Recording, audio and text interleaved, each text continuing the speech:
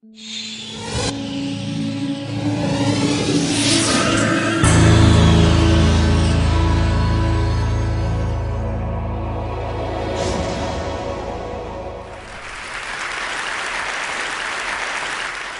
I was a child, I always wanted to be a superhero. I wanted to save the world and then make everyone happy.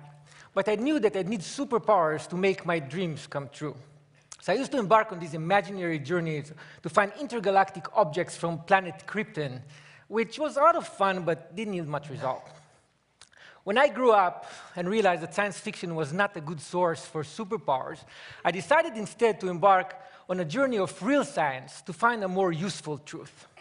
I started my journey in California with a UC Berkeley 30-year longitudinal study that examined the photos of students in an old yearbook and tried to measure their success and well-being throughout their life.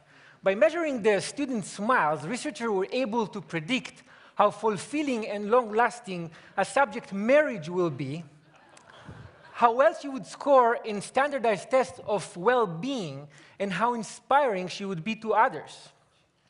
In another yearbook, I stumbled upon Barack Obama's picture. When I first saw his picture, I thought that his superpowers came from his super collar. But now I know it was all in his smile. Another aha moment came from a 2010 Wayne State University research project that looked into pre-1950s baseball cards of major league players. The researchers found that the span of a player's smile could actually predict the span of his life.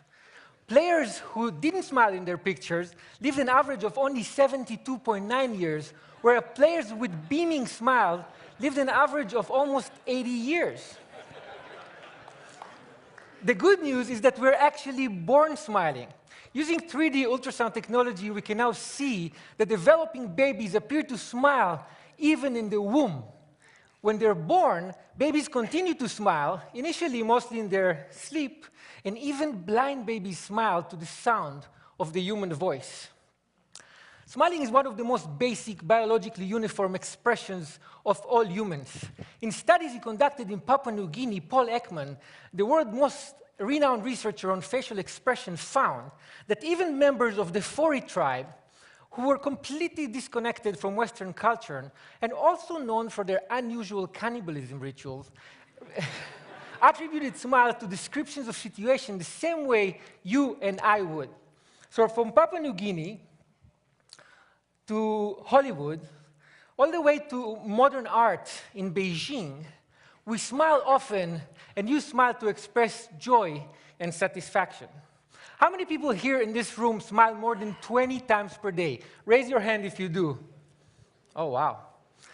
Outside of this room, more than a third of us smile more than 20 times per day, whereas less than 14% of us smile less than 5. In fact, those with the most amazing superpowers are actually children, who smile as many as 400 times per day. Have you ever wondered why being around children who smile so frequently make you smile very often? A research study at Uppsala University in Sweden found that it's very difficult to frown when looking at someone who smiles. You ask why? Because smiling is evolutionarily contagious, and it suppresses the control we usually have on our facial muscles.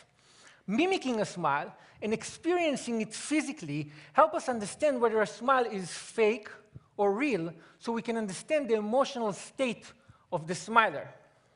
In a recent mimicking study at the University of Clermont-Ferrand in France, subjects were asked to determine whether a smile was real or fake while holding a pencil in their mouth to repress smiling muscles. Without the pencil, subjects were excellent judges, but with the pencil in their mouth, when they could not mimic the smile they saw, their judgment was impaired. In addition to theorizing on evolution in the origin of species, Charles Darwin also wrote the facial feedback response theory. His theory states that the act of smiling itself actually makes us feel better, rather than smiling being merely a result of feeling good. In his study, Darwin actually cited the French neurologist Julien Duchamp, who used electric jolts to facial muscles to induce and stimulate smiles. Please don't try this at home. In a related German study, researchers used fMRI imaging to measure brain activity before and after injecting Botox to suppress smiling muscles. The findings supported Darwin's theory by showing that facial feedback modifies the neural processing of emotional content in the brain in a way that helps us feel better when we smile. Smiling stimulates our brain reward mechanism in a way that even chocolate, a well-regarded pleasure inducer, cannot match. British researchers found that one smile can generate the same level of brain stimulation as up to 2,000 bars of chocolate. Wait, the same study found that smiling is as stimulating as receiving up to 16,000 pounds sterling in cash. That's like 25 grand a smile. It's not bad. And think about it this way. 25,000 times 400, quite a few kids out there feel like Mark Zuckerberg every day. And unlike lots of chocolate, lots of smiling can actually make you healthier.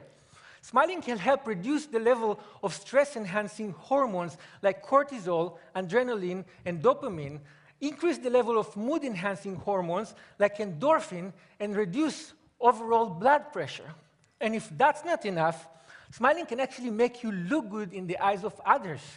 A research study at Penn State University found that when you smile, you don't only appear to be more likable and courteous, but you actually appear to be more competent.